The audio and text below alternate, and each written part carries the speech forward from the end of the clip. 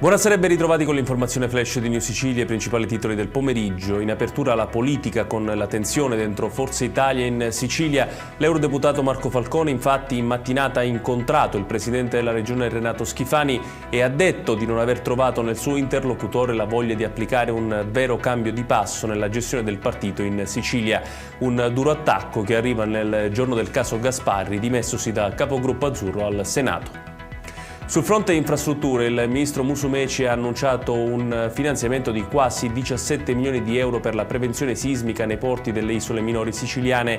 Le risorse serviranno a migliorare la sicurezza strutturale di scali strategici per collegamenti e servizi essenziali, specialmente dopo i danni provocati dal ciclone Harry.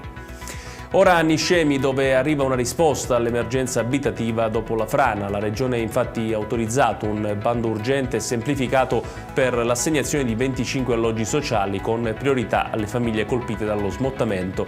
L'obiettivo è dare una sistemazione rapida ai nuclei più in difficoltà.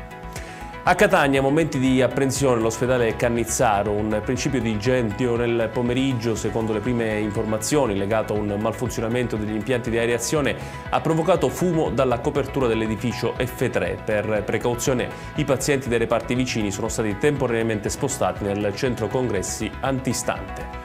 E chiudiamo con il meteo. Nella giornata di domani in Sicilia tornano nuvole e piogge che colpiranno i settori tirrenici e ionici, specialmente in mattinata. La Protezione Civile regionale ha diramato allerta meteo gialla per le province di Catania, Messina, Palermo, Trapani e Agrigento. Le temperature subiranno un brusco calo sia nei valori massimi che in quelli minimi.